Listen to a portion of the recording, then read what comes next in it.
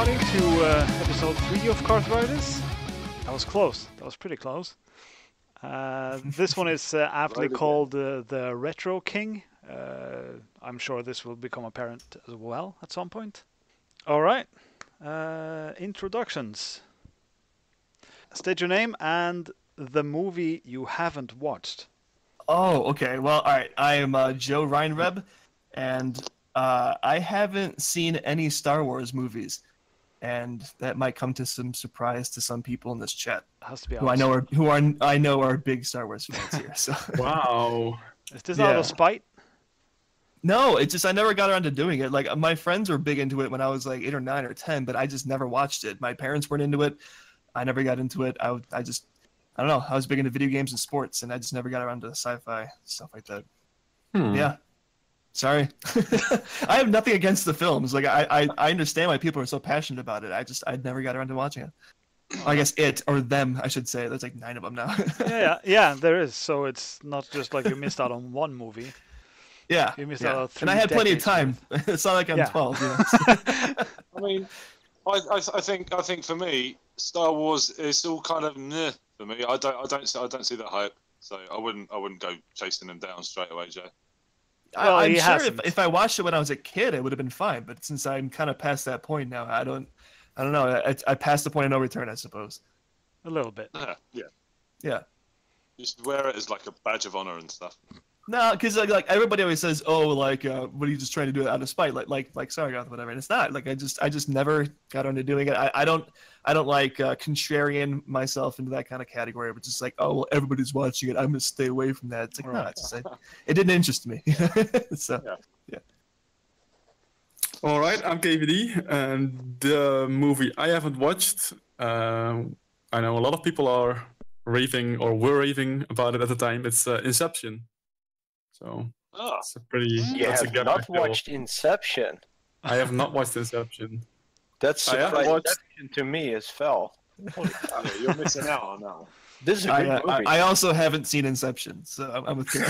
Whoa! This might be a running theme for everybody. We're gonna need to arrange some sort of movie night or something. Yeah, but I have watched Inception, the South Park episode. So there's and I love that episode. It's a good episode. The source material kind of just evaded me on that one. South Park is probably better. Usually, probably. Well, right. My name is MeridianPrime, and the movie I haven't watched is 50 Shades of Grey. Oh well. You've read it though, right?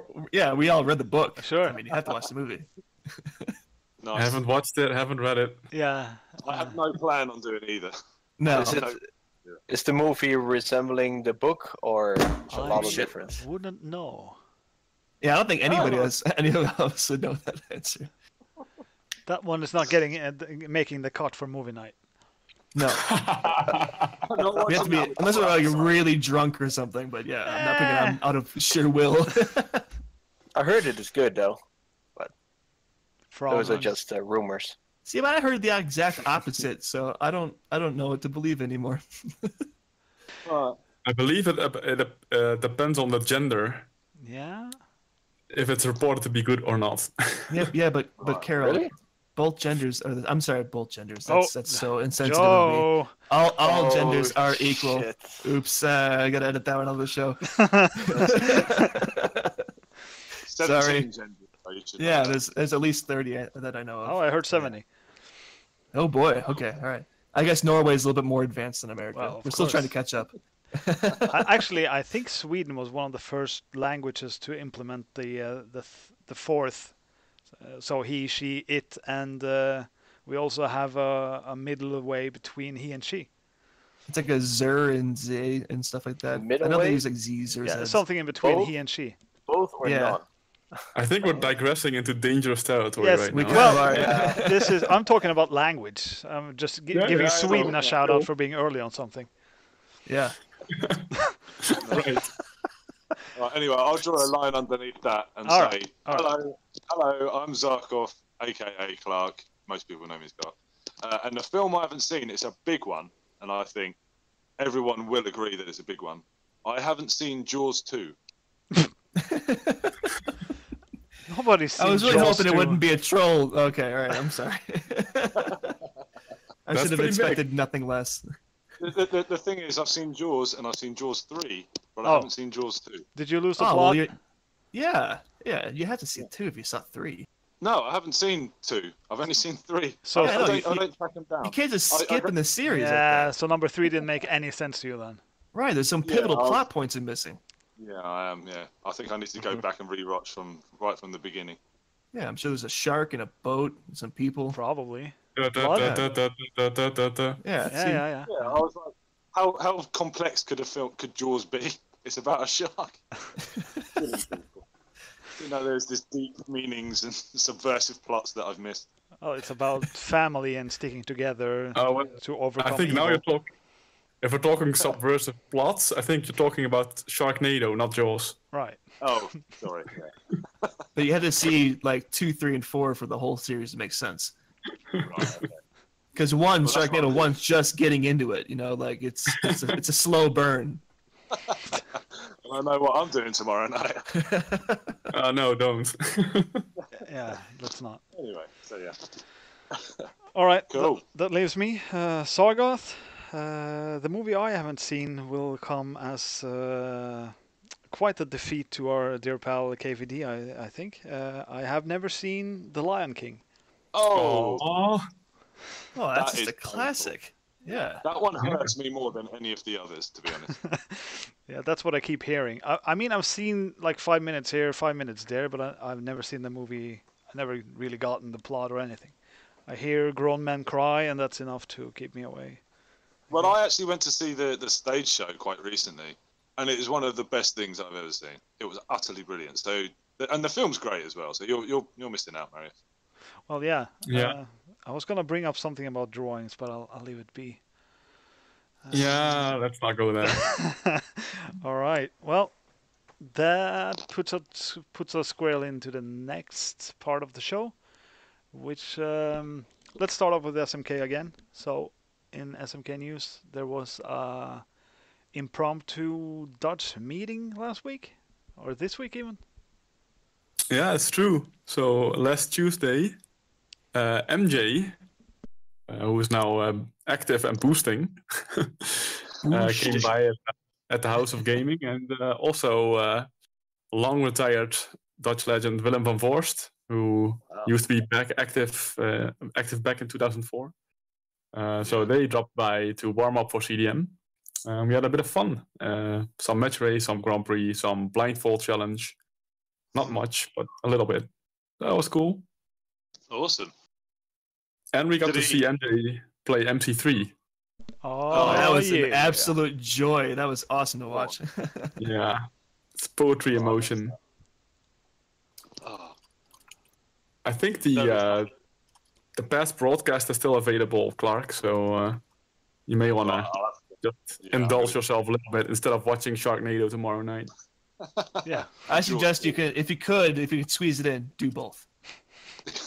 Right, so it's going to be MJ, then Jaws 2, then Sharknado. Yeah. Oh, absolutely. So that's a nice little weekend you got planned there.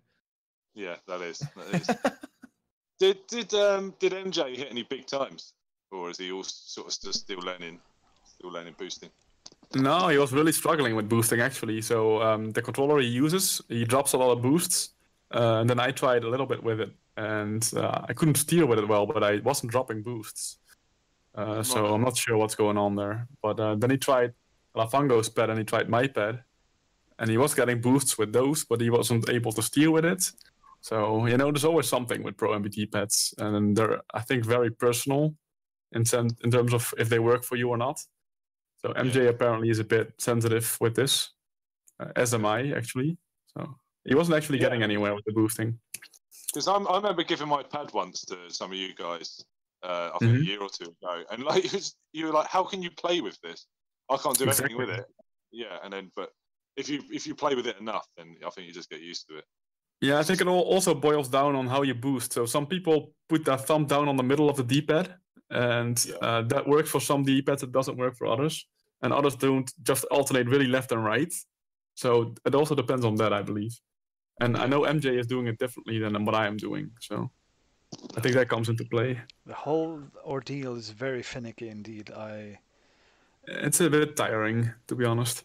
Yeah, it's one of the downsides really of SMK for me. But That Same, and Zoom same. stars.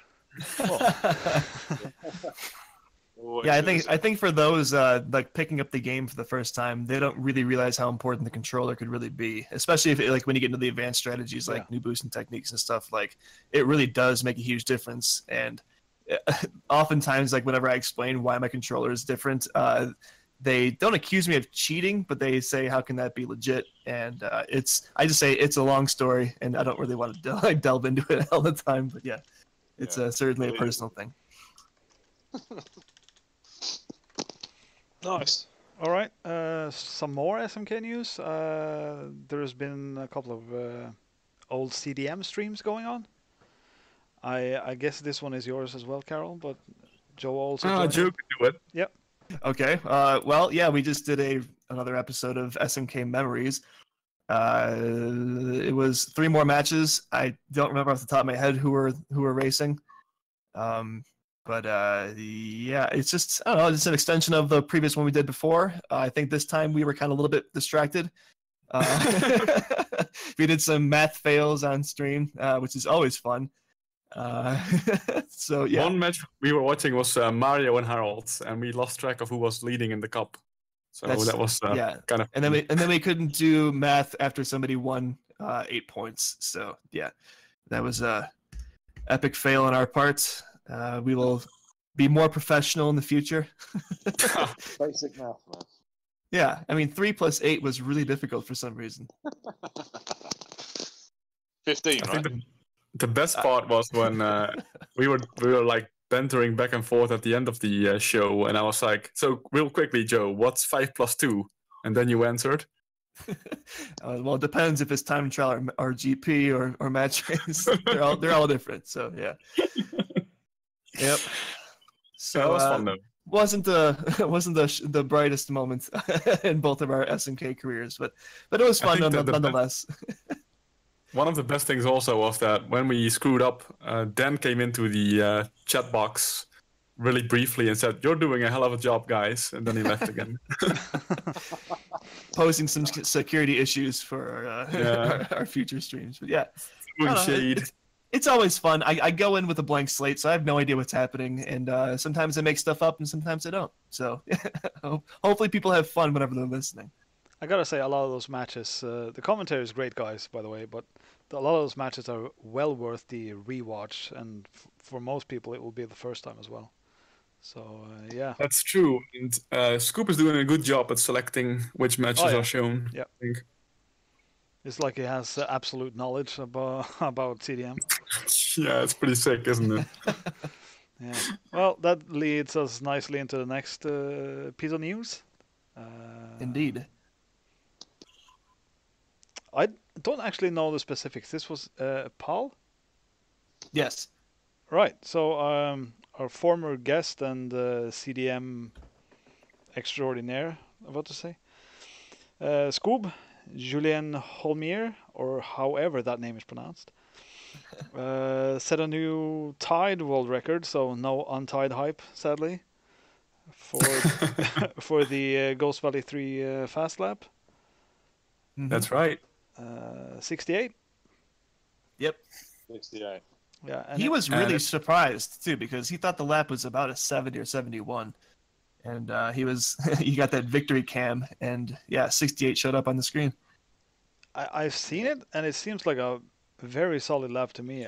I mean, maybe there's a couple of hundreds, like 2 in the last corner, but he does not seem content. He's going to go for the 67. Yeah, he said his work is not finished. Right. For sure. Yeah. Right. And this is part of the bounty thing, because that's one of the records that doesn't have a video. Mm-hmm. So that's why it's very important that he wants to beat it, so it appears on the world record video page. Yeah. Did you see the flap, Carol? Yeah, I'm in the same boat as you. I was really impressed. I didn't think there was much wrong, except maybe indeed the last corner, but that's about it. I talked to ScouB about it. He said the part between the hairpin and the right corner Uh-huh. I can't believe there's much to many hundreds to get there, but he would know, I guess. Yeah, maybe. We'll see what he gets eventually. Yeah. Anything else in the SMK world? I think that about sums it up. This has been the first week of the Karthritis Blindfold Challenge. True. I really I enjoyed tried it. Yeah, I think most of us I tried. tried. Yeah. I didn't get. My best time was 42 seconds. How are you guys getting such good times? Sheer luck. That I don't even know how I got what I got. So that was That was a hilarious video, by the way. You're Yeah. I was probably laughing, man. Like just you actually going straight through those 2 pipes. Dude, yeah, it looks so shady. It looks like I was cheating the entire time. There's no way I would do that in real life. Like, I don't understand. Like, if my eyes are open, I wouldn't do what I did. And yeah, That was just so good. Loved it. It was just your reaction when you saw it. yeah, I was like, Brilliant. 16? What the fuck? I was super shocked. Yeah. And Rashid threats. Yeah, I mean, maybe my blindfold wasn't nearly as non-translucent as I wanted it to be. He's using cling film or saran wrap as a blindfold. I just turn my back on the screen. That Yeah. works every time. Yeah, me too. Yeah. I turned around and I just closed my eyes, and I was looking at Vanessa. I was like, "Hey, what was my time?" And she's like, "I don't fucking know." Weirdo. Nice. So, any inside information on people to guesses? I haven't seen anybody else's runs, to be honest. Have they been sending them to you? I've seen a few, and I've done a few myself. But yeah, I've seen a lot of guesses that seem very wrong in light of your time, Joe. Okay. Oh. People guessing. Maybe I shouldn't have said what the second was. Maybe I should edit that part out too. I'll just bleep it. The deadline is right now or something, right? Or It's in like 3 hours, 4 hours. Oh, okay. All right. So it's all good. All right. the episode won't be up until then. Right. Okay. Right. Yeah, it'd be much later. So my prediction was 1550, but yeah, Sargoth, of course, parked it in between that and your time. So Yeah, well, that's that clever. was not a result of your guess, Carol. Oh, okay. That's a result of me trying many times to play my strategy well with looking, and it seems like I should be able to get a high 15. Exactly. Yeah. But I don't think Joe's time's going to get beaten. I Might not would be, no. be surprised if it did, but I wouldn't be all that surprised because I was using Yoshi A. B, I hit the wall twice, which, I mean, that's to be expected with a blindfolded run, right? Like, you're not going to have a perfect lap. So to be in the 15s, I thought you guys were guessing some really low times, and I didn't think I was going to be able to get anywhere close to that. I'm just for the record, I'm going to be trying to get Patrick on this for like an hour. So because he is like good at blindfold stuff. So let's see what he gets. Yeah, I gotta say my strategy is entirely based on audio cues from the music. Until I hear sand, then I have to improvise. Yeah. That is such a good idea. Yeah. Why didn't I think of that? I'm just trying to do it just Without thinking, sound? all right, the corner might be about it. My only strategy going in was hold left at the zoom start, and then I would immediately release it once I heard a skid. Perfect. Yes, And exactly. the skid, I knew I was going to go straight on the patch, and then I just kind of guessed when to jump turn, and I guess I guessed right because I avoided all those pipes, which would have been a nightmare. But yeah, I did a pretty good lap, and I don't think I'm going to try to beat it. I don't think I have any incentive to do so. Nah, I would be done at 16. Yeah. Yeah. One more SNES thing. There was a couple of new Donkey Kong Country records the last week. Really? Yeah. Both the any percent and the all levels got beaten actually. And this, So this there's is, a Japanese player. DKC1, right? Yeah, DKC1 exactly. And actually the DKC2 champ Void came close to the all levels world record on DKC1, like within half a minute. So but then of course the what I consider the best runner of Donkey Kong Country, Aidyn, improve the world record, but he didn't even tweet about it because he's going for the sub. Oh, Gotta go for the sub. arbitrary. Right. Yeah. And the 80% world record got beaten by a Japanese player, so that was also quite interesting. And Ryu 8060. Maybe it's the same thing as the favorite numbers that app needed. Yeah. So he got 8 minutes 4 seconds, which is a couple of tenths faster than the all-time. So interesting stuff there. Definitely one of my favorite games of all time, Donkey Kong Country. Yep, agreed. It's a platforming beauty. Sure is. And were there any new strategies in these world records? Because there was DKC 2 world record like the week before, and now DKC. So what's all this resurgence? Yeah, so I believe for Aidyn the strategies were new. Like he hadn't tried them yet. Like a couple of the new jump roll thingies that got added to the run, but I'm not sure how new they are. I'm not enough in the know to really comment on that. Actually, I think I heard something about a new wrong warp being discovered, but I cannot. In DKC1 as well? I want to say yes, but I'm not certain of this. I have to look into it. Yeah. Has the game been active in the past couple of years, or is it just kind of like a revival of sorts? I think there's been people playing, but it's sort of on and off when stuff gets discovered and everyone's back for a while, and Yeah, exactly. It goes in waves. It's not inactive for an entire year or anything, but it's the activity comes in waves. Yeah. That's what it looks like. It is a fun game to speedrun, though. Maybe not at the highest level, like sort of nothing is, but I enjoy. How long is the run? Do you know? It's slightly upwards of 30 minutes, so that's the perfect length for a speedrun, if you ask me. Yeah, that's fantastic. So the all levels is really, really cool to watch. The sort of sad thing about it is that you gotta nail a couple of one-framers in the final part of the run to get the jump roll thing. So that would really piss me off, probably. You do 30 minutes of great inputs, and then all of a sudden your run is ruined. Missed the frame. Bye-bye. Yep. 1 in 60 chance. Yeah. Yeah, well, a lot of the speedrunning at that level is practicing those tricks off stream with save states, and it's not as fun as it looks. There's a lot of work that goes into speedruns. Yeah. All right, on to the next console. So we're gonna have an interview with Patrick Wessels. I'm here, just munching. So, to save you guys for some, I don't know. It's okay. We've had Clark pissing on stream before, so. Oh. And we almost had it just now again, so yeah. Well, resurgence. I'm feeling a lot more polite these days. Sorry to say, I'm not going to surpass that kind of grotesque, but eating schnitzel and rice and veggies, yeah. This is the perfect time to start the interview, then, right? Yeah. Okay, good. Oh yeah. We could go for some other news first. Sure, why not? Yeah, you had the news about the Speedrunners League. I'm curious about that, actually. So let's do the non-stop speedrunning first. Sure. What is the Speedrunning League? I'm getting to it, Clark. Oh, okay. Yeah. This is called a teaser. Yeah. Oh.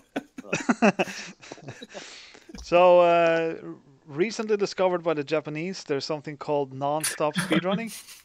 I'm mixing my facts here. And it's apparently very, very difficult to pull off. But KVD did them perfectly. Not in Mario 64. Yeah, so this is mostly related to Super Mario 64 speedrunning. Someone found or made, whichever, Game Shark code that removes all, I don't know, I want to call them cutscenes, but that's not really what they are. Waiting scenes, like the castle entrance or the transitions in levels where you have to exit, pick a new star, enter the level. All of that stuff is taken out with this one code. And the speedrunning community is or the Super Mario 64 community is embracing this somewhat. And some of the top runners are using this now. So we're getting 120 star times. I'm gonna say close to the hour pretty soon. I think Yeah. Man, that's cool. the record now Looks is like 109 something, but it's pretty sloppy compared to the 139 normal world record. I can see why they'd be embracing it though. Does it mean that you still exit the level and you have to re-enter for the next star? No. Just cut all animation, just you get the star and you stay in the level. Well, you have to Yep. re-enter for some stars where, because you know, some stars you pick, the level actually changes. Yeah, true. But what I mean is, if you grab a star, the game actually drops you out, and you have to re-enter for the No, next. you don't have to do So you that. actually stay. Yeah. Okay, so if there's like a next star right next to it, and like, I can just grab that as well. Yeah, you Oh, can that's pick. You can actually pick up. super awesome. You can pick up 5 stars and then exit for the on average 1 star where you have to pick a different one. Like bosses, after you kill them, there's usually a new star. Like the Twomp Fortress is an example, right? Yeah. Yeah, right. So yeah, you still have to exit stages like once or twice, but it's so much more smooth, and it's also very, as the title says, non-stop. So you're always executing. There's no break. And Can I this is say done something? through a ROM hack. I'm sorry, Clark, but this is just That's all right, no worries. a ROM hack of sorts. No, just Game Shark or EverDrive, whichever. Oh, yeah. Okay, all right. It's just a Look, code I'll that just- prevents the transitions from loading. Cool. Clark? Yeah, just to say, you know how at the start of the show, oh, excuse me, I have the hiccups. At the start of the show, you said, "What film haven't you seen?" Well, for me, what game I haven't played would be Super Mario 64. I never played it. Wow. All right. No. That's Yeah, pretty just big. throwing it out there. So you're I gonna think have a Sargoth busy, is trying so hard to not yell at you. you're gonna have a busy evening tomorrow, Clark. Not only Well, Jaws then 2, but you gotta play Mario 64, man. and all the Sharknadoes. Well, can Yeah. I just say one thing? Please skip Mario 64 and play Odyssey instead. Ah, true. Yeah, for now. Yeah. No, I play played Odyssey, Aidyn. Play Aidyn. and here's my Wow. opinion of Odyssey. I assumed it. I thought it was a good game, but I didn't think it was the best Mario game I've ever played. And I preferred 3D Land, the one on the Wii U. I thought that was a much better game, in my opinion. Oh, really? You're crazy, Clark. I don't know. I just prefer the like the platforming way. I don't like the open worldy side of it. But then again, if I'd have played Super Mario 64 at the time of release, maybe my opinion would be different. Yeah, I really don't Yeah, think you're gonna very enjoy likely. it now. Exactly. It's very clunky if you play it now. Yeah, it's like I would never recommend Zelda Ocarina of Time today, because that game Oh, is yeah. paced like shit. Yeah, it's a lot of running. Yeah, and walking and waiting, and that's basically what the game is now. The exploration Or- is not fun anymore. Or hopping backwards to go the fastest. That's not for casuals, right? Yeah, sure. All right. Anyway, that's non-stop speedrunning, and Yeah, but I was just gonna add to that, like, what would appeal to me most as if I was a Mario 64 runner is the fact that it's very conducive to new strategies because you have to link stars before that weren't actually part of the exactly. walking path. So I think that would really there's gonna be some developments there that Yeah. will be interesting to follow. Yeah, it's probably not routed properly yet. Exactly. Yeah, and there will be new tricks as a result of this, and yeah, it's more interesting to follow, I think. Anyway, this could be a thing in several games if people embrace it. Yeah, it would be like maybe if you for Super Mario Kart, you would just if you finish a 5 lap, go straight to the next one. That would Somehow. be awesome. I'd love to try that. Yeah. That would lower the world record dramatically. Oh yeah. It'd be Little like bit. sub 20 minutes. All right, and then something slightly related. There's a new Twitter account. Well, this is where I found it. Twitter account called Speedrunners League. It represents a website where they have bounty speedrun races. Nice. So I think the first one was last week, and it was Cheese 05 and one other guy did a I think it was a $200 race for SM64. So this is more of an audience sport or betting, whatever. But Cool. yeah, it is cool. Even though just the same as the non-stop speedrunning, this starts with Super Mario 64, but that's sort of to be expected, isn't it? It's sort of the most known speedrunning game. Much It's the because flagship of speedrunning. yeah, pretty sort much. of Siglemic hashtag shout out. It's a very good speedrun to watch still, I believe. It's one of the best ones to watch. For some reason. I don't know why. Yeah, it's definitely good. It's probably not my favorite, but it's... No, it isn't my one either. I like watching the ones which are about sort of 10, 15, 20 minutes long. They're like a nice amount to watch. I can't watch a game for an hour and a half. I was going to go watch Jaws 3. You have the RVZ syndrome? No, not quite as bad as RVZ. Like, I don't watch for 3 minutes and then turn off and say, oh, I need to watch that now. No, I can watch for half an hour. But So what's your favorite run to watch in terms of speedruns, Clark? My favourite runs? I enjoy watching the Sonic the Hedgehog games. They're good to watch. Okay, yeah. All right. Yeah. That makes sense. Yeah, anything platform related. I mean, I don't really have a fan. I don't watch loads of them. I enjoy watching the SMK ones. You do. They're always good to watch. Oh, cool. Yeah. Not always fun to play, but yeah. Platforms are probably... I think I prefer 2D platform speedruns to 3D. Yeah. Like Super Metroid is one of my absolute favorites. Oh yeah, that's a I've classic. watched a lot of Super Metroid ones. Yeah, that's a good one to watch as well. You also really enjoyed watching Link to the Past, right, Sar? Well, I sort of changed my stance on that, but yeah, I used to until I realized Crystal was a fraud.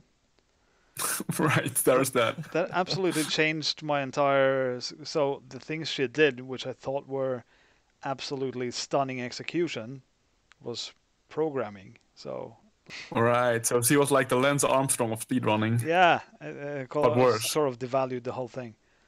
Yeah, I can imagine. That is a big bummer when you find out that one of your favorite speedrunners has been a hack this entire time. Yeah. Yep.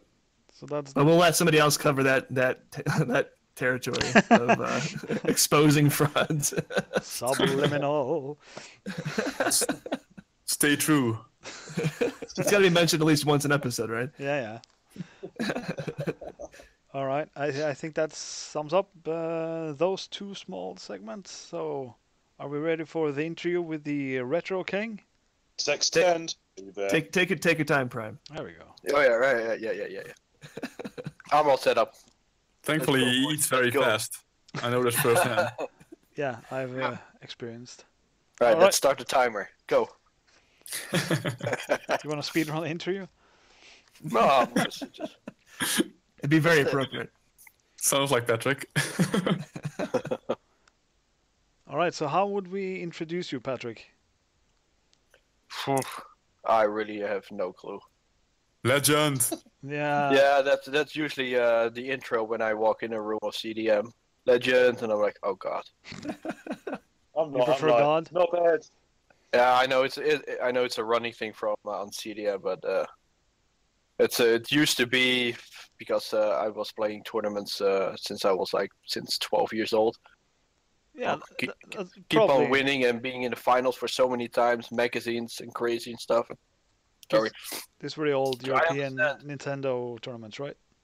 Yeah, and in 2007, the first NLG. Yep. Sami was making T-shirts, and everybody was having titles. Like, I don't know what kind of title I want to pick. And then Sami actually came with the idea, well, you've been winning a lot of tournaments, so why don't we call you Tournament Legends as the title? That's right. And I was like, can I just step in here? Can I just step in here and say how ridiculous some of Sami's T-shirts have been? Like, everyone has to be a champion of something. Yeah. Yeah, I had Watford champion on the back of mine. I think Sean had Sean Billingsley one shot had Croydon champion. Like, who the fuck cares? I don't know. That's just me. Yeah, true. He was fond of titles. But that's where Tournament actually comes from, and that's where Legend comes from in CDM. So That's fair enough. Yeah. So how do you call me? I don't know. Pick a name. Yeah, no. I've heard so many things. I think Tournament Legend would be known to most. Well, it's Retro King for this episode's purpose. Anyway, the reason that T-shirt actually made sort of an impact because it was, for many of us at NLG 2007, it was our first meeting with you, or for some, the first time hearing about you. So here's this random guy, looks like Scooter, we know nothing about him, it says Tournament Legend. Scooter wasn't there yet. All right. Not yet. I just wanted to put that in there. Yeah, the only person that actually knew me was Steven.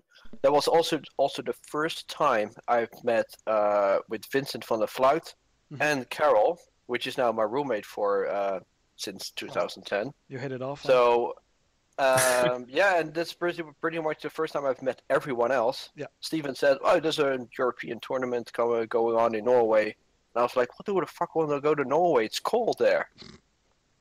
It wasn't. Yeah, well, I take everything back from Norway as I did before. Norway is very, very nice. It's not cold at all, not even in winter. It's nice cold. Let's say it's nice cold. All right. Wow. That's generous. Yeah, well, I've been there in winter, Sargat, so yeah. it's nice. It's nice. When it's But yeah, 32 below, it's cold. Wow. Yeah. Okay. But you actually went to Norway like, I don't know, 5 or 6 times after that? 2007, 2008, winter 2008, 2009, 2010. Again in 2010 for some random dancing event, whatever. We'll call I that think in part out. 2011 we skipped. 2012 was probably one of my last time in Norway. Yeah, that was my last time. Except for was last just- year. Random dancing event? No, let's skip that. Yeah, never mind. You can't just gloss over that one. Come on. Well, there was this rock and roll. I think the group is called, community is called NBU. I'm not really sure what it stands for, but it's more like a group of people that wants to go to like this big piece of grass and put on some tents, play some music, share cultures per province in Norway. Like each province has their own subculture, and they like to share it, music, food. Yeah. And it's a music festival, basically. Yeah, it's really nice. It's a Norwegian especially if they know you're from Holland. Oh my God, you're from Holland. What are you doing here? Like blah blah blah blah blah. The next stand, same questions. And what were your answers? Mostly like the country. I like the music, the atmosphere. The people is nice. Party hardy. Yeah. Well, and camping is always nice. It's pretty cool. All right. I like camping. I don't like camping. It's short answers, but yeah. But you forgot, Patrick, you were here last year. Oh, yeah, of course.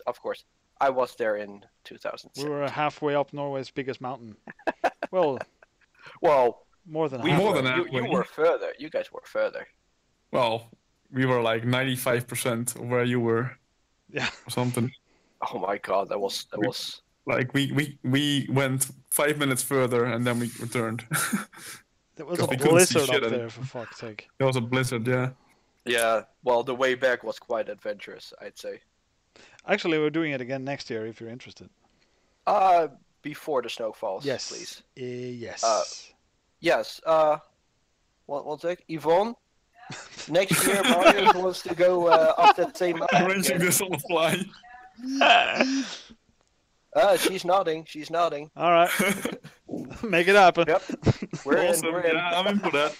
We also did a retro tournament of sorts, but didn't really finish it, I believe. But it was still interesting. I think everybody. Yeah, we were tired as all hell. The tournament started off well and nice, but then it sort of fizzled out, and we just relaxed with the casual gaming instead. What was that game called? Carol loved. What? Probably Disc Jam? Yeah, the Disc Jam. Carol was not really chilling there. A frustrating piece of shit. It was fun at first, and then something happened.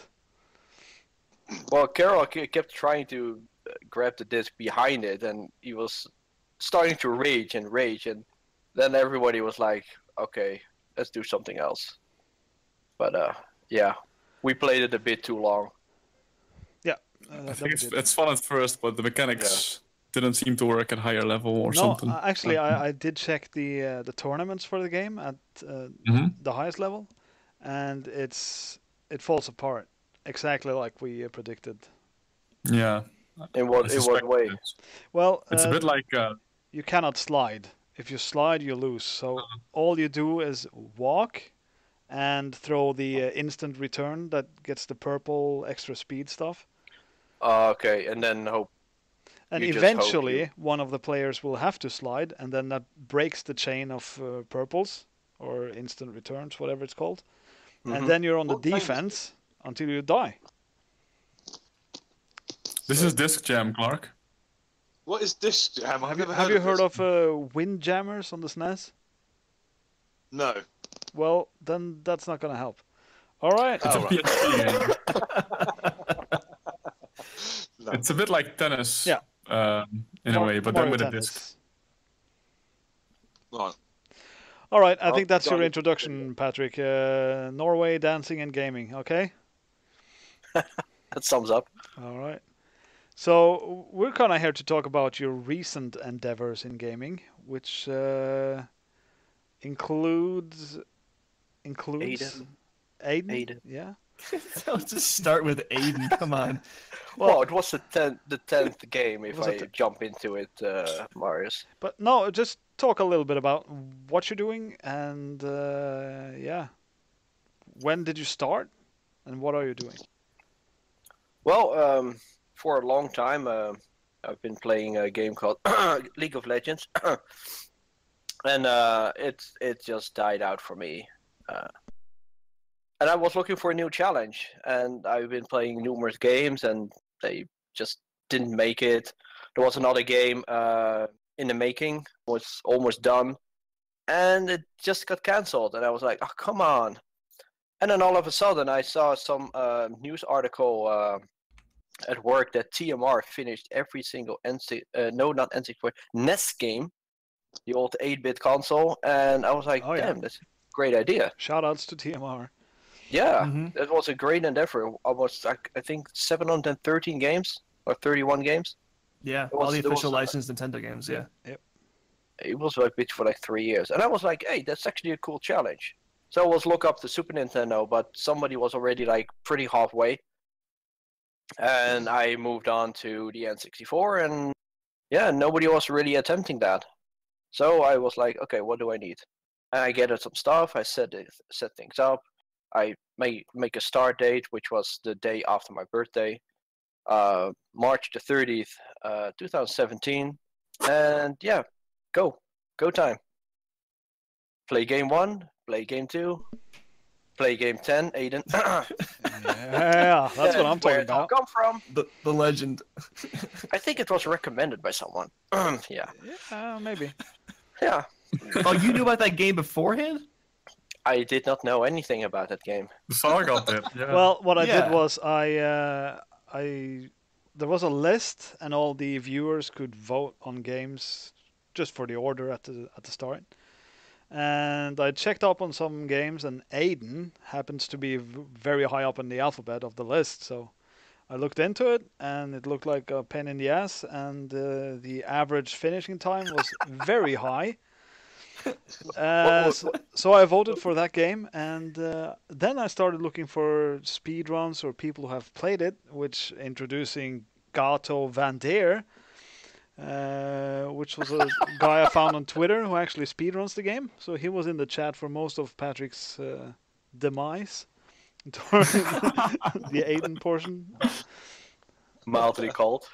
Actually, like he was already 15 hours in, and I was perplexed, like how bad the game was, and I was even more perplexed that when we found out there was actually a guy speedrunning this, like voluntarily. Yeah. Like what the hell? This guy knew everything about the game, even that an item is used to beat the boss that dropped it. What? Oh yeah. Yeah, exactly. Yeah. There is a boss called, let's say, boss X, drops his pendant, and the pendant is used to kill him in one shot. Right. That's like what we Dutchie called mosterd naar de maaltijd. Perfect for our Dutch viewers, yeah. Yeah. But yeah, I was Can we enjoying have a that game. translation? Mustard after the meal. So you're done with the meal, and then you get like the mustard. Right. Oh, right, yeah, makes sense. That sounds okay. Yeah, but I've been enjoying that game for the whole 3 minutes. That just leaves 37 hours. 44 more hours, yeah. Yeah, the startup and picking a name, which was Sargoth. I called the character Sargoth. Yeah. I And am that's immortalized. when shit started. Oh yeah. Dare I say that is the worst use of your name in the history of the universe, probably? Perhaps. That character got abused. I dig the sneaking though that you did. Oh, the sneaky animation. Oh, Yeah. Shit. Oh yeah, link it, boys. I gotta say, the end of the game, like the last maybe 5 hours, they looked very good, and there was sort of something resembling a finished product at that point. The game was worse at the start for sure. Yeah. That's what was my impression as well. It took I me like how 4 the hours. end of the game is 5 hours. Yeah. Yeah. It's a slow burn, let's call it that. So how long did it take you, Patrick, to get to the first village? This is I an was RPG. about to say about 4.5 hours. I was perplexed, like, where am I running to? Where's the next town? Where's the next building or people? No, it's just a bear that you have to slaughter for the next 20 minutes because you kept missing enemies. Oh my days. Yeah, so- that's to be exact here, the longest game is 44 hours, 6 minutes, and 5 seconds. And that was Aidyn, right? So, what was actually the best game that you encountered during the challenge? Do you feel? Ooh, well, I'm kind of in dubio here because I actually recently finished Indiana Jones, which game content-wise was stunning. Oh, I'm surprised. The puzzles are very genuine. The atmosphere was amazing. The sound was amazing, but graphic-wise, it glitches a lot. Like a lot, it crashes at random points. Certain mechanism in games that just cease to work, and you can't finish a level. You can soft lock your game, and in worst case, you have to actually replay everything. But besides the bugs, I think Indiana Jones is probably one of the best games. Alongside with Banjo-Tooie, which took an exceptionally amount more time than I was expecting it. But yeah, Banjo-Tooie, shoutouts to Rare. They made like an awesome sequel. Yeah, And- the Banjo games are really good. Sorry? The Banjo games are really, really good. The sounds and everything, it was nice. And for 26 hours, I was enjoying myself. And from all the games I've been playing on the N64, I think those 26 hours were used with the fewest amount of frustration. Because obviously you already knew quite a few, like GoldenEye and stuff, so those you already knew were good. I think I finished about 50 before I started the challenge, and I've heard about a couple 50 before I start playing them, and the rest were just completely unknown to me. Like would you say- Star Soldier, Vanishing Earth, never heard of. Space Invaders. Well, I know about the game. Come but again? Star Soldier, Space- Vanishing Earth? Yeah, Star Soldier, Vanishing Earth. It's a 2D shooter. Of course. Right. Sounds like a Jean-Claude Van Damme movie. Yeah. Sounds like a C movie, indeed. Yeah. So Patrick, are you going to be the first person who's done this, as far as we know? As far as I know, and I've been trying to figure it out if there's anybody else, but I couldn't find anybody, and I will be the first person to finish all N64 games. Yeah, that's really cool. I mean, I'm surprised more people haven't picked up on it. I maybe Well, wonder if they will. I'm gonna tell you what happens, Clark. The people start and they try to do them alphabetically, and then Aidyn's like the 6th game. No, stop. Exactly. There were a few people that started the attempt.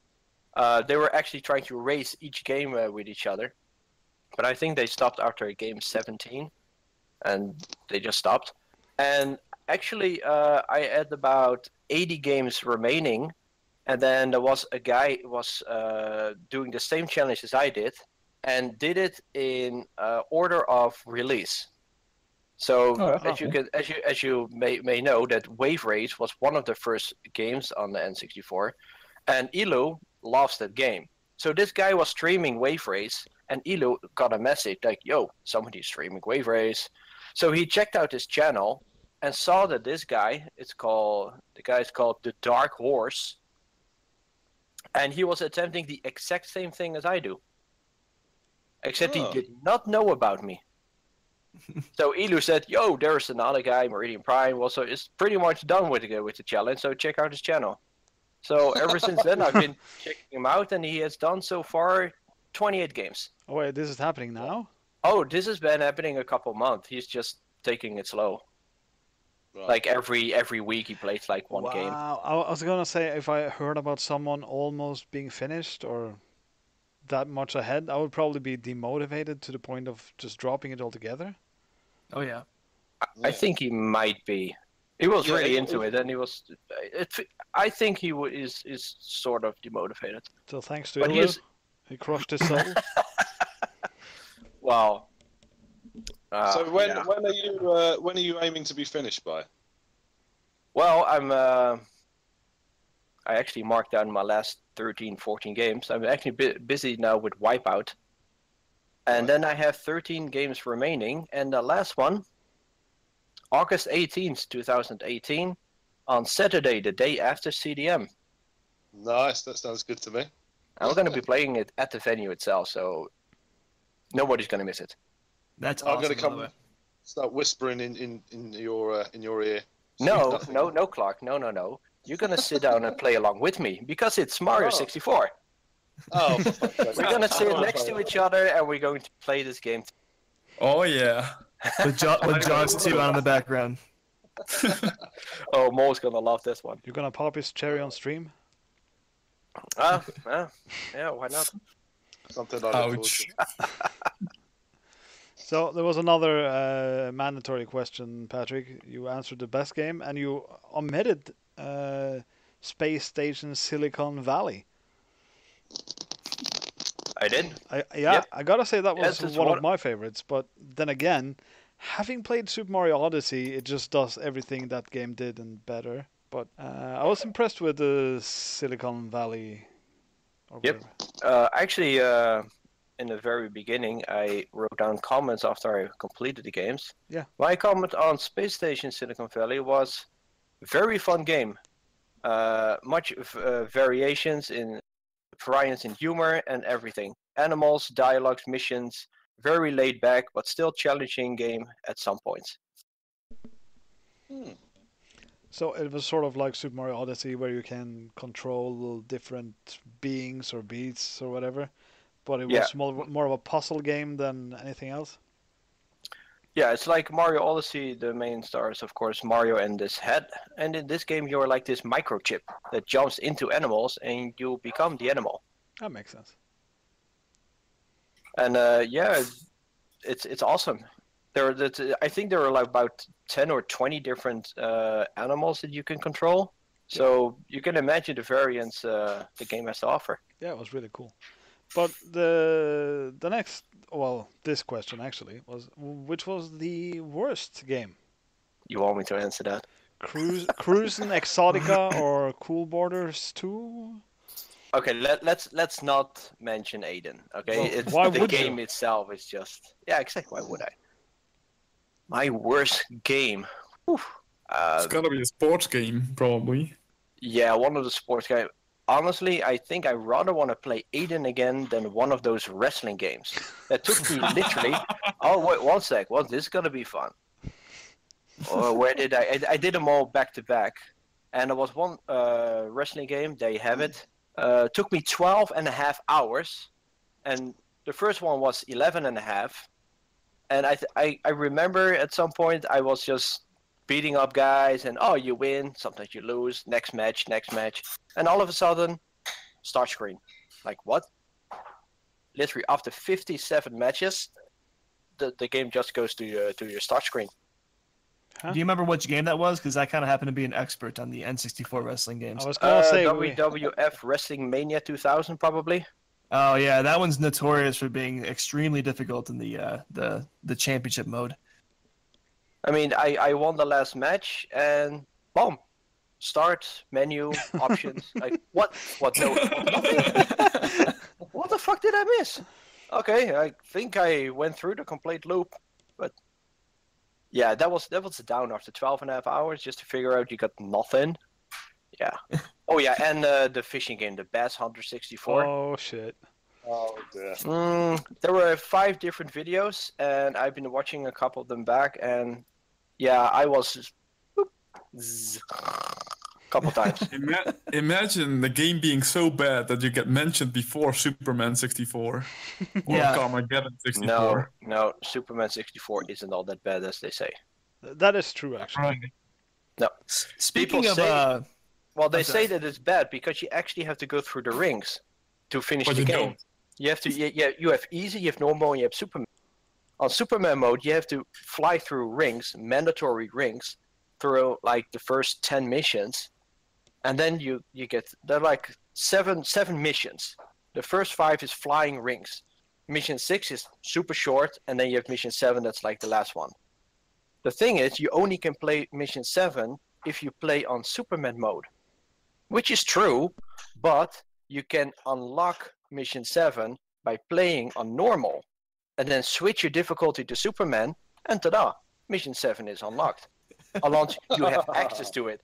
So the first 5 missions, I was just playing on easy, no rings whatsoever. Then I switched to normal for mission 6 and Superman for mission 7. So no rings at all for me. That's just being smart then. I guess. You missed out. So along those same veins, I'm sorry, but so the Superman 64, I was gonna bring this up, and it's a nice segue. Of the games that you played, how many of them were like just really broken and just poorly made and poorly designed and just not really worth anybody's time? Sadly to say, I think over 50%. Jeez.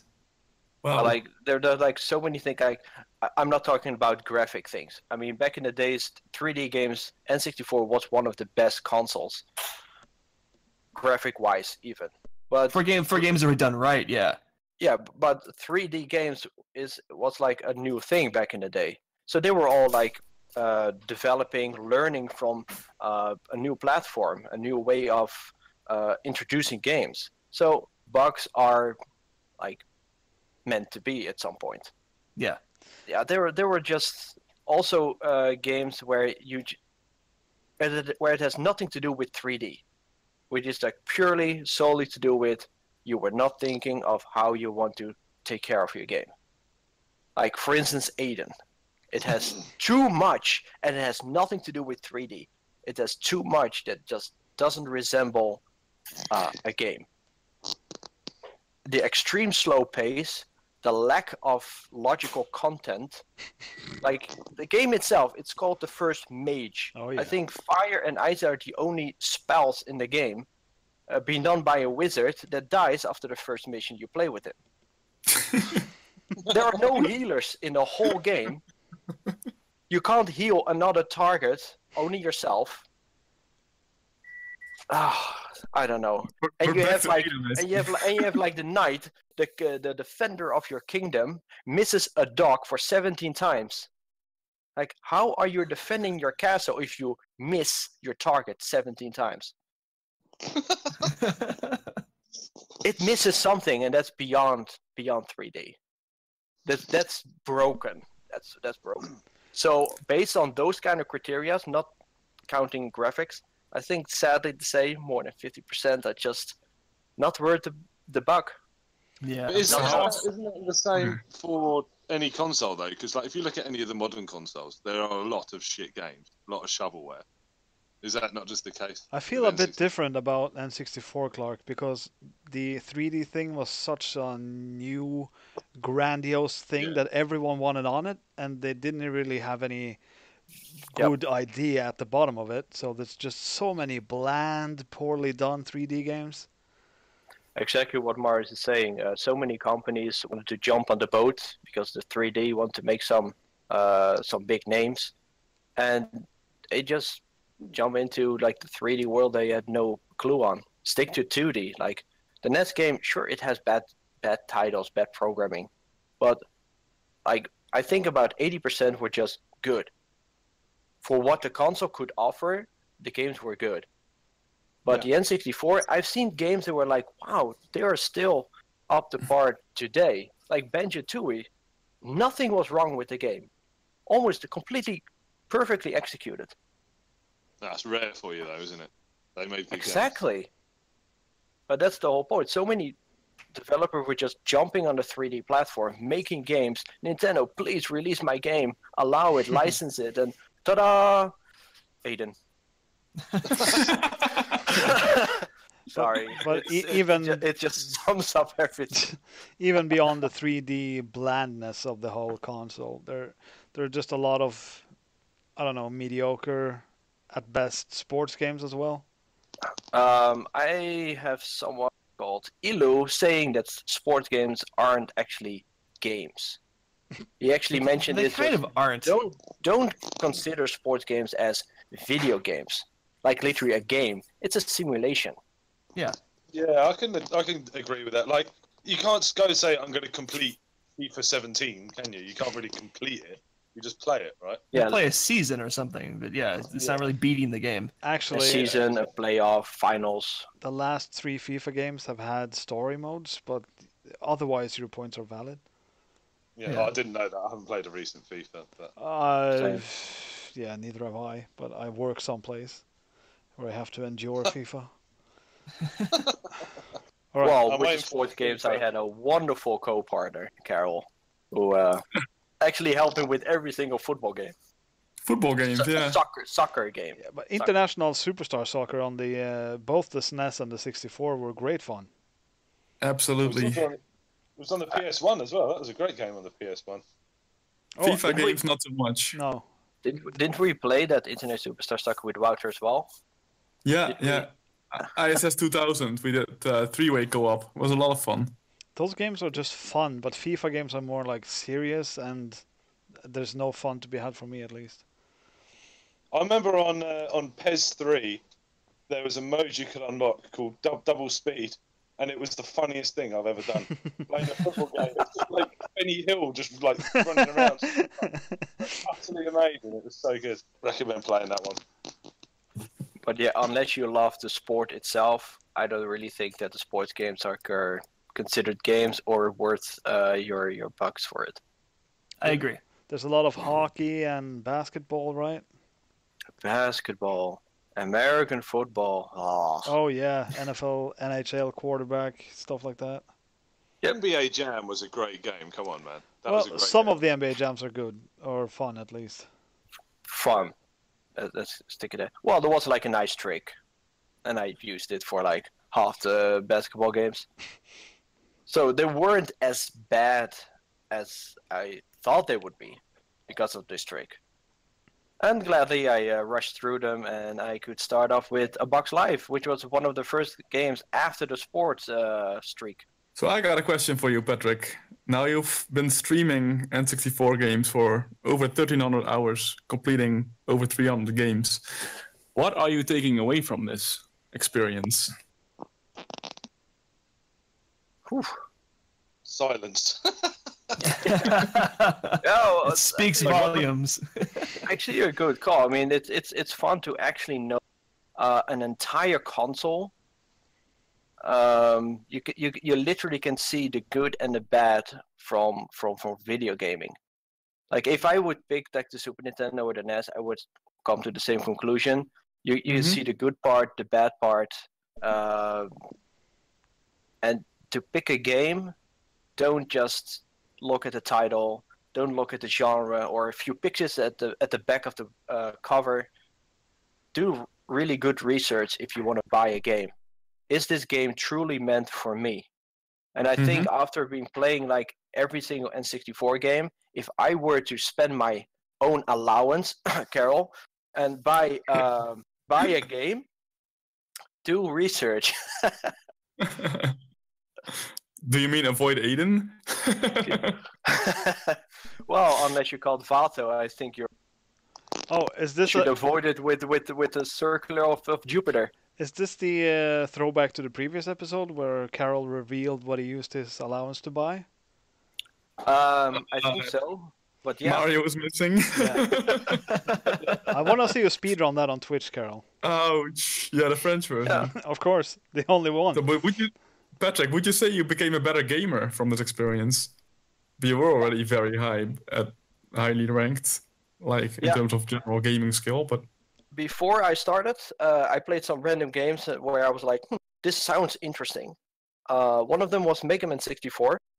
Everybody knows Mega Man. It's an awesome franchise. So I was like, I want to know how it looks like in 3D. So I played it and I was like, what the hell? These controls?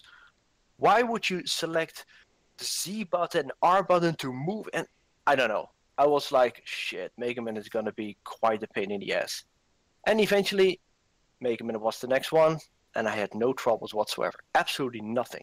I actually liked the game. Honestly, I actually enjoyed the game because I just ignored which button does what, and I guess, well, after like 1,000 hours of N64, I kind of get my way around the controls.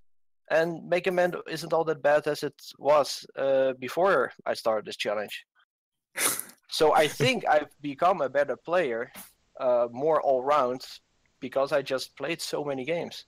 Yeah, you have to endure games like Glover with really shitty controls. No, well, I'm seriously, Carol. I think if I would play Glover right now, it would not be as terrible as it was in the beginning. Probably true, yeah, I believe you. And that's solely only because the controls were bad. But after we've been playing like 300 games with half of them bad controls, you kind of get around it. There's a lot of that on the N64, right? Yeah. Just a lot of just not complete. Yeah. Can I give an honorable mention to Iggy's Wrecking Balls? oh my. I would never even retry to attempt this. Oh my. Oh wow. Yeah. We played that game with Lafango. Well, you tell the story, Patrick. Well, some of these games, they have co-op mode. You can finish the game with more players at the same time. So Iggy was one of them. At least Michael Jonkerius mentioned it. Like, oh, you can actually play with more than one player. Okay, I marked it as co-op. At one weekend, we were playing all games marked as co-op game. And Iggy was one of them. So I was like, come on, guys. Wouter was here. Afungo was here. Let's play Iggy Wrecking Balls with 4 players. Because we can finish it. The more souls, the merrier, right? Wow. No, not really. It got down sour so fast. Like those that know Lafungo is like a nice guy, young guy, like very gentle. Give him Iggy Wrecking Ball, and he's a monster. He turns out in fucking Godzilla playing that game. Get on the fucking platform, you piece of shit! You raged like hell. Wait, remind me, this is the game where you sort of speedrun some funky platforms, right? Yeah. You're a ball and you just jump on platforms. You can grab ledges. You have weapons. You have ventilators that just tosses you around. You have like cannonballs, jumpers, trampolines, and everything. Yeah, this game looks like fun. Yeah. That's what I thought too. It looks fun, but the mechanic of the pulling yourself up with your tongue or whatever it is. What's that game called we play, Marius? The Doritos. A Doritos Crash Course, yes, brilliant game. This is the worst possible version. Okay. Yeah, exactly. Okay, Yeah. I see. Like you jump and no, you grab no, then 4 players on one screen. Oh, and weapons. And a lag, weapons. and a less graphic. Including weapons that will auto-hit, like a lightning. Like you're completely powerless to do anything, and then you get knocked off into the oblivion. Yeah, Out of best nowhere. catch-up mechanic ever invented. Yeah. So, yeah, fun game on paper. Worse executed, I guess. All right. Were there any games that were kind of... Are there any obscure games that people probably wouldn't know about that kind of surprised you at how good they were? Yeah. I think one of the Castlevanias, they're not really that well spoken of, but they were good. They're very really, really good. The N64 Castlevanias. I think, well, Miss Gondinja is pretty well known. But I think Miss Pac-Man, Maze Madness, don't hear anything about it, but it's a good game. There are a lot of games so underrated that deserved way more. Yeah, like what kind of games that probably nobody's ever heard of that you played all the way through that you liked a lot? I think Body Harvest, because that's the perfect example for my case. I thought Body Harvest was a bad game, but it's actually easily in the top 10 games of the entire N64 library. Wow, okay. So yeah, I'll after I'm done, I'm probably gonna make a couple lists. One of them is like most underrated games that deserved way more, best bang for your buck games. Avoid at all costs game. Aidyn. Aidyn's gonna be on every list, Marius. Yes. It deserves its rightly place in history. But yeah, there's just so many summary you can make of this list after you've done all. And then you can genuinely say, this is the top 10 or something. Sure, it's my opinion. Can I just say that... Oh, sorry. No. I mean, Joe would probably say that one of the wrestling games is pretty good because he likes it. But it depends on... Yeah, because if it's for a speed run or like just completing the game, I probably would leave it off the list entirely. But for replayability, yeah, I grew up with the game, so I like them a lot. But I wouldn't really consider them like top 10 for conventional gaming, I'd say. It wouldn't be in top 10 in any list except the do not buy list. Unless you're into that kind of thing. The top 10 do not buy list is heavily contended, isn't it? The top 5 are all Aidyn. No. They're like 50% of them. They're all tied. Bottom. The top 10 do not buy list is 150 games. Anyway, I'm really looking forward to seeing some of this list, and I did enjoy when you did write-ups of the games earlier on. When you finished one, you said some words. But...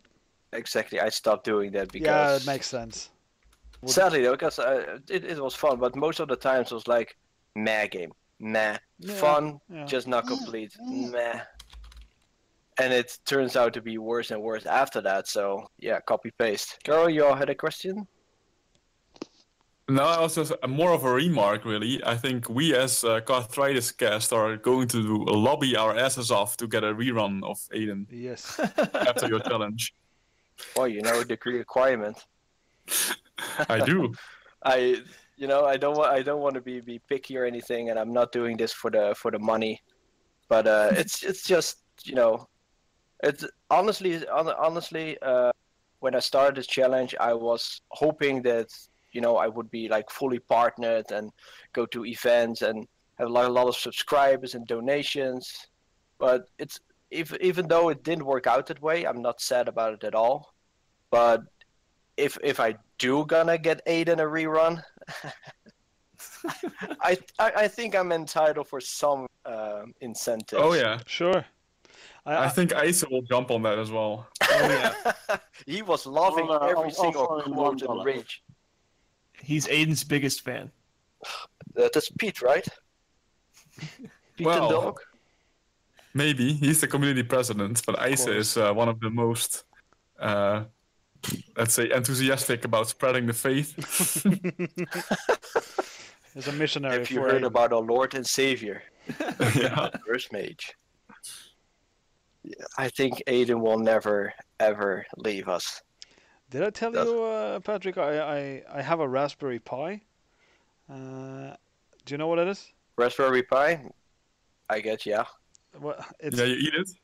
no, it's a mini computer the size of a credit card or something. And I've programmed mine for emulation, whatever. Hmm. The first game I tested for the N64 emulator was, of course, Aidyn. And the game doesn't emulate well, so it was a more buggy version of Aidyn. Oh, Jesus Christ. You want me to finish that? I gave it like an hour, but it was extremely painful. And I gotta say, the absolute worst part was the battle mode, or the battles themselves, the encounters, because you start off so far away from the enemy that the actual battle is like on turn 4 of the battle. The first 3 turns are just you walking forward, enemy walking forward, until you're finally within range to actually attack each other. That's the same as the N64 version. Well, yeah, but this had flickering graphics as well, because it was. Oh gosh. Well, at least it's more graphically appealing, I guess. In a way. But I gotta say, I don't think any form of incentive or motivation would make me play that game. So, yeah, I will make sure to throw my money your way if you decide to make it happen towards the end. Not on the Raspberry. No. But, yeah, maybe one day. No, it's gonna happen. So- There were quite some games I actually would very much like to replay. Either a remastered version or just this one again. But some games, like Indiana Jones, there's a remastered version on the PC. I would definitely going to play that again because the bugs are gone, the glitches are gone, and the game is the same, so it's really good fun. Yeah, that's also a list I'm looking forward to. The games you would actually play again. Well, honestly, Illu mentioned an idea last time when they were asking, like, what are you going to do when you're done with this? Yep. And besides the point, I have some things in mind to do when I'm Full-time done. Aidyn speedrunning? Yeah, for instance. Yeah. But there's, at one point I was like, I actually, and don't comment directly, but I actually want to do the N64 challenge again. But then you come to a few stages. Like, you have to do freaking all those sports games again. All right, let's skip the sports games. Yeah, but then also skip the bad games. All right, let's just play the top 64 games. Or, like, and then you make, like, weird lists. And then we're like, okay, just play the games that you like to do. So we're just gonna play GoldenEye? For instance. But I try, at the end, let's say I do it like 1,500 hours, the entire challenge. Mhm. I try to get that 1,500 hours as low as possible. I just pick a game, drill it down, complete it as fast as possible, pick a next until that total timer is sub 500. You're gonna do a segmented speedrun of N64? Well, it's actually just a rerun, just not pick the bad games. I mean, why would I attempt to play a sport game of 3 hours and make it 2.5 if I can play, let's say, Turok Seeds of Evil, which is 26 hours, and drill it down to 10? So, basically what you're saying here is, in a month from now, you're gonna look back and say, I spent 1,500 hours of this. I bet I could go sub 1,000. Yeah, but instead of doing the whole run, I just play the games that I really like. I just use the same timers as I had the first time on the bad games. Just try to see how low I can get that time for all the games. I think the reason nobody's exclaiming anything right now or shouting or anything, that is so crazy. I'm worried. You've lost the plot, you mean? Yeah. All right. That's. I think a top 64 wouldn't be a bad idea, to be honest. Exactly. That'd be kind of fun. Yeah. Yeah. If you're just gonna play the good games, you're gonna enjoy yourself. Why not? And there's 64 games you'd want to play over again too. Oh yeah, definitely. Yeah. There's gonna be a list of that too. There was talk about, like, I'm gonna segue into it. It's sort of a different topic here, but it's about what comes after N64 ever. Yep. There's talk about a big elite gathering of GoldenEye players at the next AGDQ event. I've heard through the grapevine that maybe Steven and you will be joining. Can you comment on that? Oh. Yeah, the topic was like, do you want to meet up at AGDQ or Virginia meet? And you and I were trying to get to the Virginia meet last time, but you went on a three-week trip with your family, so didn't really work out. And then I saw this topic, and I think AGDQ would actually be nice. And then of course, nice. and then of course, with the latest development of the Stephen Todd Rogers thing, I kind of nudged him like, "Yo, you want to do this?" And he was actually positive about it. Well, we'll see that when it happens. Yeah. But yeah. I think there's another segue here, Carol. Sure, segue ahead. Oh, I thought you were going to do it. Okay, on the topic of GoldenEye, Todd Rogers and such, there was recently like a test video released from Steven's advances towards Aztec stuff, which Stefan posted. Have you seen that, Patrick? Well, I've been following the post, but not recently. So if it's posted like the past 1 or 2 weeks, probably missed it. Yeah, it's this week. Yeah. Oh, I've missed it. Okay. There's been, I mean, Goose posted in regards to it, and he said, here is Steven showing off how he did the trick back in the day. Didn't work this time, but Steven says this will work eventually. And that's sort of a very nice neutral response, but other guys have been very negative towards the video, saying that that's just bullshit. Because now the strat is shown, sort of. Yeah, for starters, Aidyn does not believe it will ever work. Right. But there are more that are really doubting whether this will ever work. But from what I know about Steven, he's not crazy, so I'm still on the fence. So Steven is showing a video of a thread that worked for him, just not like consistently. And he said, okay, it didn't work on video, but keep doing this and it will work eventually. No, he's going to keep doing it. The video was just a test for, because he was filming with his phone or something. So it was just a test to see if it was good enough to watch, I think. So Steven's going to keep doing it until it works out. But the elite people are now saying that's not going to work out. That's a bullshit strat, now that they see it. Yeah, Carol said that even testers say that it cannot work out with 0% chance. Allegedly, yeah. I've seen guys doing weird shit on GoldenEye. Weird shit.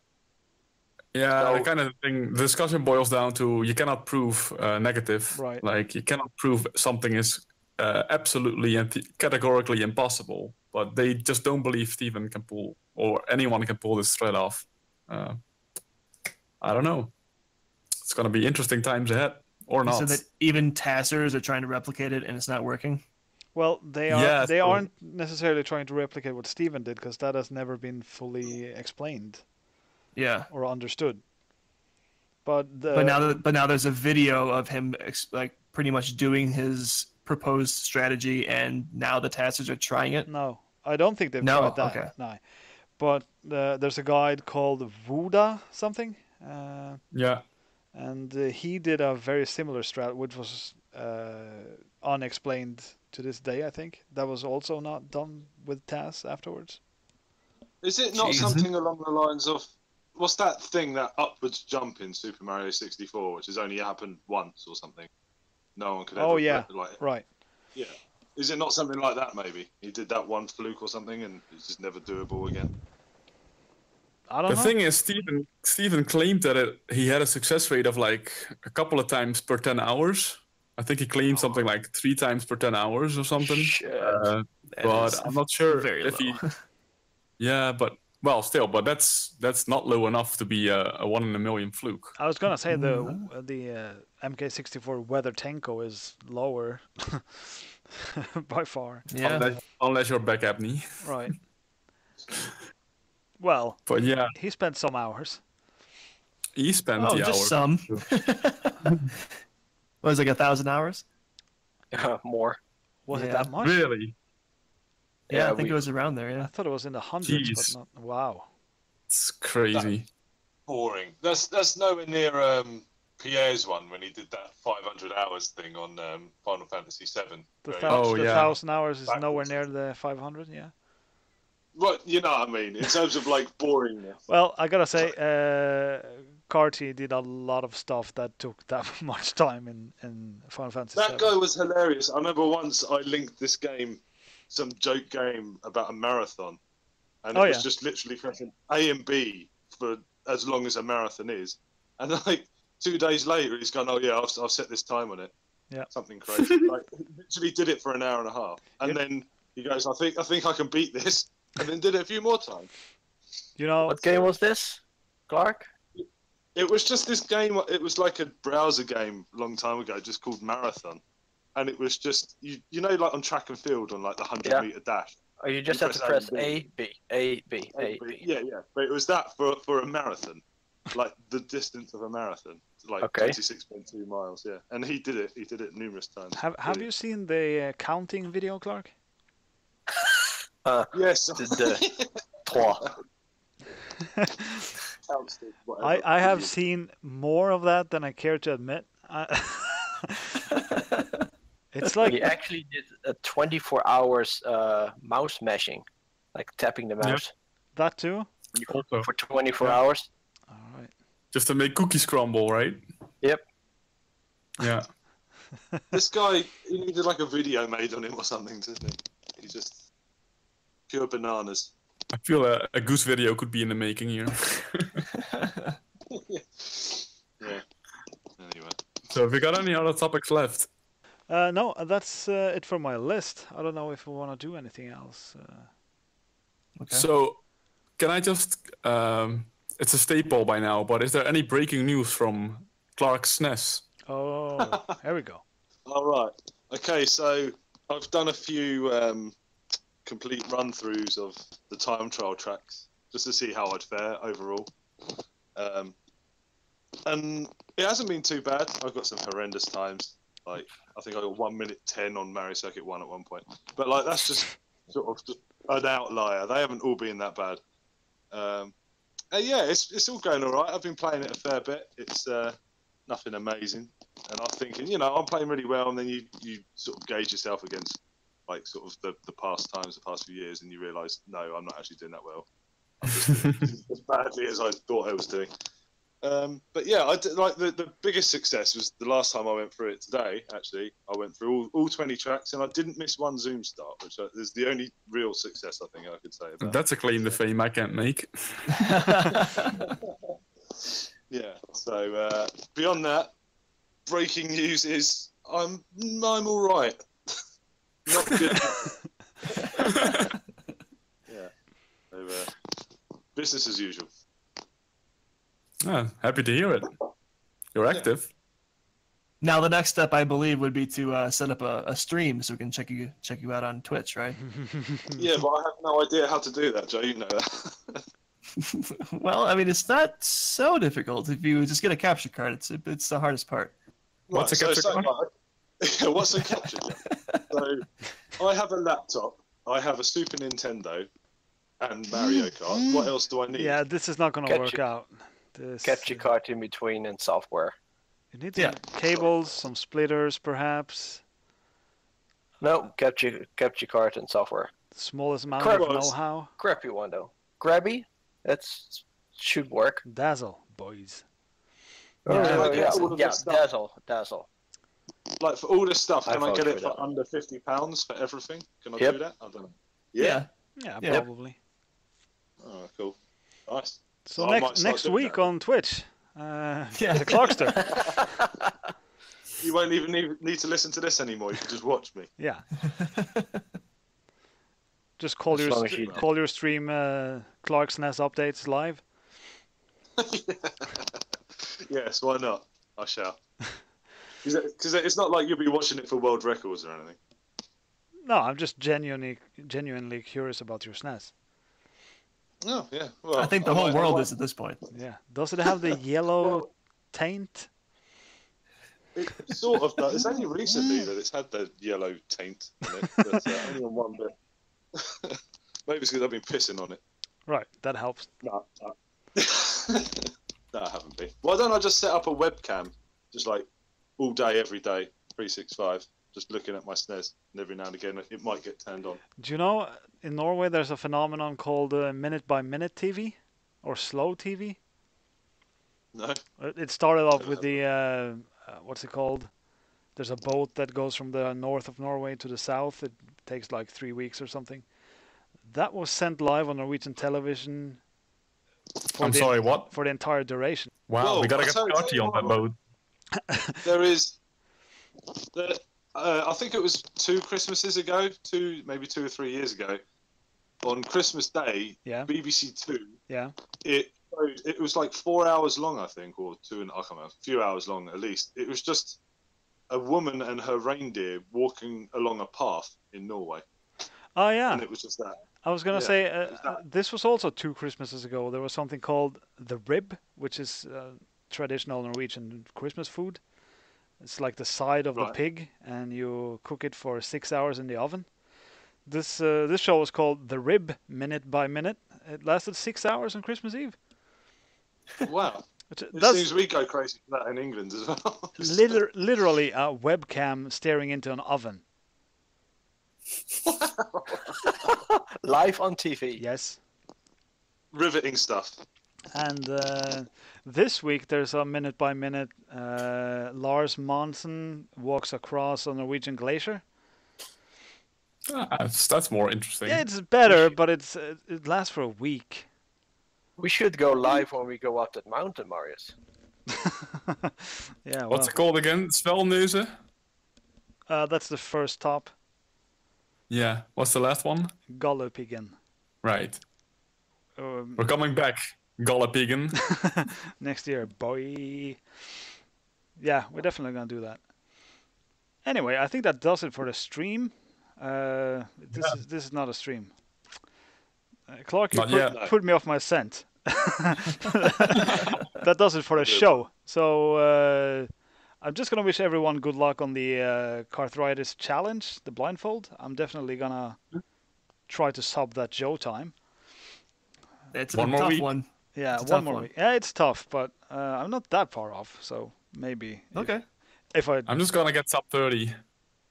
Yeah, Clark, are you gonna get sub 30, bro? I'm aiming for sub 40 initially. Yeah, well. How long do we have for this challenge? Exactly 1 week and 2 hours. Shit? No, well, I'm kind of busy this week. Yeah? We can give it a few tries right after the show if you want, Patrick. The stream is set up. Oh, yeah. Yeah. Well, unless you got other plans, it's fine. Well, I need to finish up Wipeout to get that out of the way. That looks like a good time, tomorrow. Actually. Tomorrow? Yeah, sure. Tomorrow's fine. All right, we can do tomorrow. I like how this show is now 2 guys living in the same house, making plans. You can cut it out. No, that's fine. We will do no such thing. We did. Anyway. Yeah, we'll see about that. Well, thanks for joining today, guys, and I'll see some of you next week. And good luck with all your endeavors. Thank you for having me. All right. You. Bye. See ya. Peace. Bye.